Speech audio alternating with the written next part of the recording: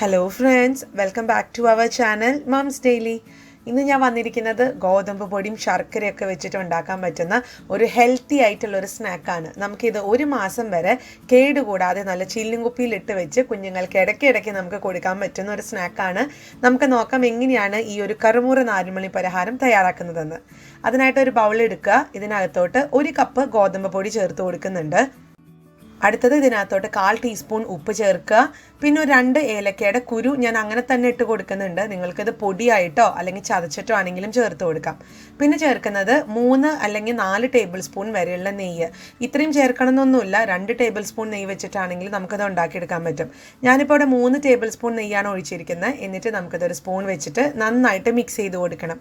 ഈ ഒരു ഗോതമ്പ് പൊടിക്കൊക്കെ ഒരു കൂട്ടത്തിൽ നമ്മൾ നെയ്യും കൂടെ ഒഴിച്ച് മിക്സ് ചെയ്യുവാണെന്നുണ്ടെങ്കിൽ ഇത് നല്ലൊരു സോഫ്റ്റ് ആയിട്ട് കിട്ടും ചെയ്യും. മാത്രമല്ല നല്ലൊരു നല്ലൊരു മണമൊക്കെയാണ്. ഗോതമ്പ് പൊടിയുടെ ആ ഒരു പച്ചമണമൊക്കെ മാറി നല്ലൊരു ഫ്ലേവർ മണം നമുക്ക് കിട്ടും ചെയ്യും.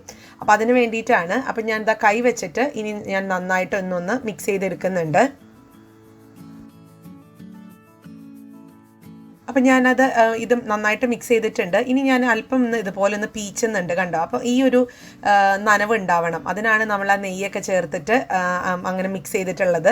ഇനി നമുക്കിതൊരു ചപ്പാത്തി മാവ് കുഴയ്ക്കുന്ന കണക്കിന് കുഴച്ചെടുക്കാൻ വേണ്ടിയിട്ട് ആവശ്യത്തിനുള്ള വെള്ളം ചേർത്ത് കൊടുക്കുക. ഞാനിത് സാധാരണ വെള്ളമാണ്, ചൂടുവെള്ളമോ അല്ലെങ്കിൽ അങ്ങനത്തെ വെള്ളമൊന്നുമല്ല, സാധാരണ പൈപ്പിൽ നിന്ന് വരുന്ന വെള്ളമാണ് ചേർത്ത് കൊടുത്തിരിക്കുന്നത്. അല്ലെങ്കിൽ തിളപ്പിച്ച് ചൂടാറിയിട്ടുള്ള വെള്ളമാണെങ്കിലും മതി. ഇനി നമുക്ക് ആവശ്യത്തിന് ഒഴിച്ച് ചപ്പാത്തി മാവ് കണക്കിന് നന്നായിട്ട് തന്നെ ഒന്ന് കുഴച്ചെടുക്കണം.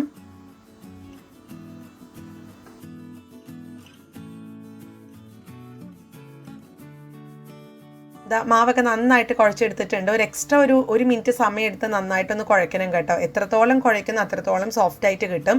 ഇനി ഒരു 1/2 ടീസ്പൂൺ ഓയിൽ, സാധാരണ ഓയിൽ അല്ലാന്ന് സൺഫ്ലവർ ഓയിൽ അല്ലെങ്കിൽ കൊക്കനട്ട് ഓയിൽ ഏതെങ്കിലും ഉപയോഗിക്കാം. എന്നിട്ട് നമുക്കിതൊന്ന് ഇതുപോലെ ഒന്ന് പുരട്ടി മേൽഭാഗം ഒന്ന് പുരട്ടി ഒരു 10 മിനിറ്റ് നമുക്കിതൊന്ന് റെസ്റ്റ് ചെയ്യാൻ മൂടി വയ്ക്കാം. അപ്പോൾ ഇത് 10 മിനിറ്റ് കഴിഞ്ഞിട്ട് നോക്കാം. അപ്പോൾ 10 മിനിറ്റ് ഒക്കെ കഴിഞ്ഞു. നന്നായിട്ട് തന്നെ സോഫ്റ്റ് ആയിട്ട് വന്നിട്ടുണ്ട്. പക്ഷെ ഞാൻ എക്സ്ട്രാ ഒരു മിനിറ്റും കൂടെ സമയം എടുത്ത് ഒന്നും കൂടെ ഇത് കുഴച്ചെടുക്കുന്നുണ്ട്. അപ്പം മാവൊക്കെ നോക്കിക്കാൻ നല്ല സോഫ്റ്റ് ആയിട്ട് വന്നിട്ടുണ്ട്. ഇനി നമുക്കിത് 2ആയിട്ടോ അല്ലെങ്കിൽ 3ആയിട്ടോ ഒന്ന് മുറിച്ച്, ചപ്പാത്തിക്കൊക്കെ നമ്മൾ മാവ് ചപ്പാത്തിക്ക് പരത്തില്ലേ, അതേപോലെ നമുക്കൊന്ന് പരത്തിയെടുക്കാനുണ്ട്. അപ്പോൾ ഞാൻ അതിൽ നിന്ന് ചെറിയൊരു ഭാഗം ഇതുപോലെ എടുത്തിട്ട് ചപ്പാത്തിക്ക് നമ്മൾ പരത്തുന്നത് പോലെ ഒന്ന് അല്പം പൊടിയും കൂടി ഇട്ട് കൊടുക്കുന്നുണ്ട്, ഒട്ടിപ്പിടിക്കാതിരിക്കാൻ. എന്നിട്ട് ഇതൊന്ന് പരത്തിയെടുക്കാം.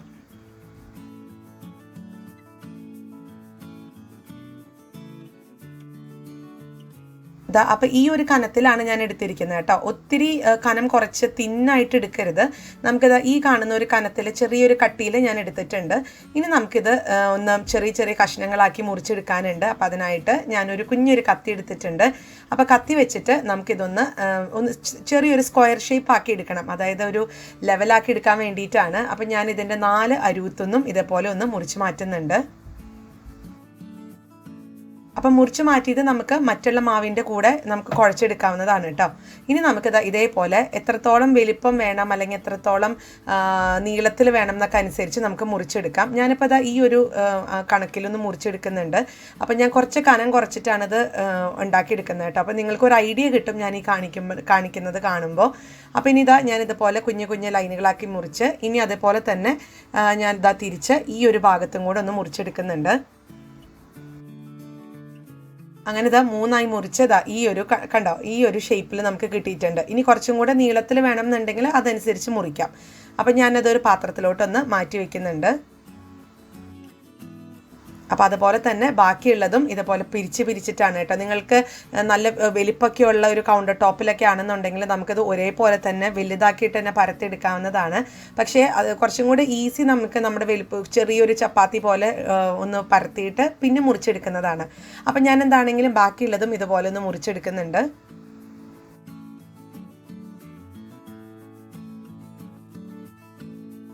അങ്ങനെ ഞാൻ എല്ലാം മുറിച്ചെടുത്തിട്ട് വന്നിട്ടുണ്ട്, കണ്ടോ. അപ്പോൾ ചിലതൊക്കെ പല സൈസിലാണ് കേട്ടോ ഞാൻ എടുത്തിരിക്കുന്നത്. ചിലത് നല്ല നീളത്തിൽ എടുത്തിട്ടുണ്ട്, ചിലത് അതിനേക്കാളും കുറച്ച് എടുത്തിട്ടുണ്ട്, കനം കുറച്ചെടുത്തിട്ടുണ്ട്, അതുപോലെ കുറച്ച് സ്ക്വയർ ഷേപ്പിൽ എടുത്തിട്ടുണ്ട്. അങ്ങനെ പല രീതിയിലാണ് മുറിച്ചെടുത്തിരിക്കുന്നത്. ഇനി നമുക്കിതൊന്ന് വറുത്തെടുക്കണം. അതിനായിട്ടൊരു പാൻ അടുപ്പത്ത് വയ്ക്കുക.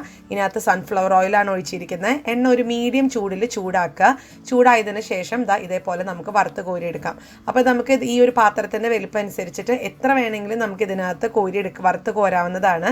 പിന്നെ ഇത് ഒട്ടിപ്പിടിക്കും അങ്ങനെയൊന്നും ഇല്ല കേട്ടോ, എല്ലാം സെപ്പറേറ്റ് ആയിട്ട് തന്നെയാണ് കിടക്കുക. അപ്പം ഞാനിതൊന്ന് ഇതിൻ്റെ ഒരു നിറമൊക്കെ ഒന്ന് മാറുന്നത് വരെ, ഒരു ഗോൾഡൻ കളറൊക്കെ നമുക്ക് വരും, അതുവരെ ഒന്ന് തിരിച്ച് മറിച്ചൊക്കെ ഇട്ട് ഒന്ന് വറുത്തെടുക്കാം. അപ്പം ഞാൻ ഈ ഒരു നിറത്തിൽ ആയപ്പോഴത്തേക്കും ഞാൻ വറുത്ത് കോരുന്നുണ്ട് കേട്ടോ. അതൊരു ഗോൾഡൻ കളറാണ്. അപ്പോൾ ഞാൻ ഇതൊരു പാത്രത്തിലോട്ടൊന്ന് മാറ്റി വയ്ക്കുന്നുണ്ട്.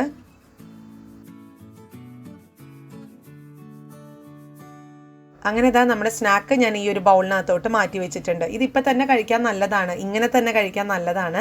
ഒരു കറുമുറു സ്നാക്കൊക്കെ ആയിട്ട്.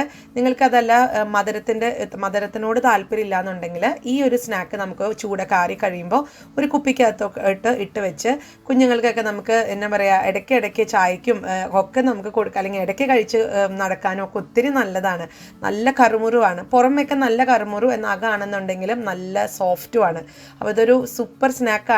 നിങ്ങളെല്ലാവരും ട്രൈ ചെയ്യുക കേട്ടോ. അപ്പോൾ ഇങ്ങനെ വേണം എന്നുള്ളവർക്ക് ഇങ്ങനെ ചെയ്യാം. പക്ഷെ ഞാനിത് കുറച്ചും കൂടി ഡിഫറെൻ്റ് ആയിട്ടാണ് ഇന്ന് ചെയ്യുന്നത്.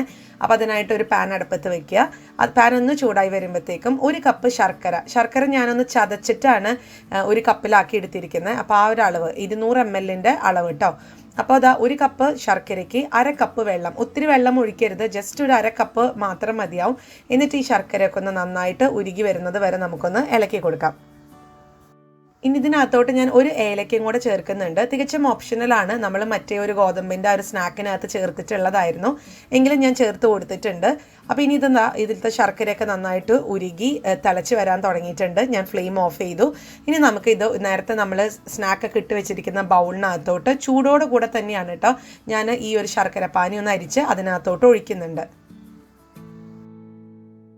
അതിനുശേഷം ഇതേപോലെ നന്നായിട്ടൊന്ന് ഇളക്കി ഒരു 5 മിനിറ്റ് ഇതിങ്ങനെ തന്നെ ഇരിക്കാനായിട്ടൊന്ന് അനുവദിക്കുക, അതായത് റെസ്റ്റ് ചെയ്യാനായിട്ട് കൊടുക്കുക. അപ്പോൾ ഇടയ്ക്കിടയ്ക്കൊന്ന് ഈ ഒരു 5 മിനിറ്റിനകത്ത് ഇടയ്ക്കൊന്ന് തിരിച്ച് മറിച്ചൊക്കെ ഇട്ട് കൊടുക്കണം കേട്ടോ.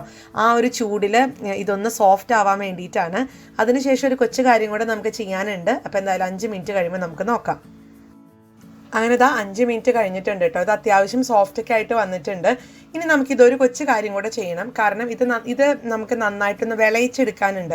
അപ്പോൾ അതിന് വേണ്ടിയിട്ട് ഒരു പാൻ അടുപ്പത്ത് വയ്ക്കാം. അപ്പോൾ പാൻ അടുപ്പത്ത് വെച്ച് പാനൊന്ന് ചൂടായി വരുമ്പോഴത്തേക്കും ഇതിനകത്തോട്ട് നമ്മൾ നേരത്തെ ശർക്കരയിലൊക്കെ മുക്കി വെച്ചിട്ടുണ്ടായിരുന്ന നമ്മുടെ ആ ഗോതമ്പിൻ്റെ സ്നാക്ക് ഇട്ട് കൊടുക്കുക. അതിനുശേഷം ഇതൊരു മീഡിയം ഫ്ലെയിമിൽ വെക്കുക. എന്നിട്ട് ഈ ശർക്കര ഒന്ന് വറ്റുന്നത് വരെ ഇളക്കിക്കൊണ്ടേയിരിക്കണം. അപ്പോൾ ശർക്കരയ്ക്ക് ഇതേപോലെ ഇങ്ങനെ തിളച്ച് നിൽക്കും കേട്ടോ. അപ്പോൾ അത് വറ്റുന്നത് വരെ ഇളക്കണം. ഏകദേശം ഒരു 3 മിനിറ്റോളം സമയം എടുക്കും. കൈവിടാതെ തന്നെ ഇളക്കി കൊടുത്തുകൊണ്ടേയിരിക്കുക. അപ്പോൾ ശർക്കര പാനിയൊക്കെ അത്യാവശ്യം വറ്റിയിട്ടുണ്ട്. നന്നായിട്ടൊക്കെ ഇങ്ങനെ എന്താ പറയുക, ഈ ആവശ്യത്തിനുള്ള ശർക്കര മാത്രമേ ഉള്ളൂ ആ ഒരു സ്നാക്കിലൊക്കെ. ഇനി നമുക്കിത് ഫ്ലെയിം ഓഫ് ചെയ്ത് കൗണ്ടർ ടോപ്പിലോട്ട് മാറ്റി വയ്ക്കാം. അതിനുശേഷം നമുക്കിതൊന്ന് ചൂടൊക്കെ ആറാൻ വേണ്ടി വെയിറ്റ് ചെയ്യാം. അപ്പോൾ ചൂടൊക്കെ ആറി വന്നിട്ടുണ്ട്. ഇപ്പോൾ ഇത് പെട്ടെന്ന് തന്നെ ഒട്ടിപ്പിടിക്കും കേട്ടോ. നിങ്ങൾ ഒത്തിരി നേരമൊന്നും ഇതിന് വേണ്ടി മാറ്റി വയ്ക്കരുത്, അങ്ങനെ വരുമ്പോൾ ഇത് ഒട്ടിപ്പിടിച്ചിരിക്കും. അപ്പോൾ കുറച്ചൊരു ഹാർഡ്നെസ് ഉണ്ടാവും നമ്മൾ ആ ഒരു ശർക്കരയിൽ നിന്ന് എടുക്കാൻ വേണ്ടിയിട്ട്, ഒട്ടിപ്പിടിച്ചിരിക്കുന്നത് കൊണ്ട്. അപ്പോൾ അത് പെട്ടെന്ന് തന്നെ എടുക്കുക. നമ്മുടെ കൈക്ക് പറ്റുന്ന ചൂടാവുമ്പോഴത്തേക്ക് എടുത്ത് മാറ്റി വേറൊരു പാത്രത്തിലോട്ട് ചൂടാറാൻ വെക്കുക. അതിനുശേഷം നമുക്കിതൊരു ചില്ലിങ് കുപ്പിയിലോട്ട് മാറ്റി വയ്ക്കാം. അത്രയേ ഉള്ളൂ. വളരെ സിമ്പിളാണ്. മാത്രമല്ല നല്ല സ്വാദും കൂടിയാണ്, ഹെൽത്തിയും കൂടിയാണ്. അപ്പോൾ എല്ലാവരും ട്രൈ ചെയ്ത് നോക്കുക. എല്ലാവർക്കും തീർച്ചയായിട്ടും ഇഷ്ടപ്പെടും. പ്രത്യേകിച്ച് കുട്ടികൾക്ക് ഇഷ്ടപ്പെട്ട് കഴിഞ്ഞാൽ ലൈക്ക് ചെയ്യാനും ഷെയർ ചെയ്യാനും കമൻറ്റ് ചെയ്യാനൊന്നും മറക്കരുത്. അതുപോലെ തന്നെ നമ്മുടെ ഈ ചാനൽ ആദ്യമായിട്ടാണ് കാണുന്നതെങ്കിൽ സബ്സ്ക്രൈബ് ചെയ്യാനും മറക്കരുത്. അപ്പോൾ അടുത്തൊരു വീഡിയോ ആയിട്ട് നമുക്ക് ഉടനെ കാണാം. അൻറ്റിൽ ദെൻ ബൈ.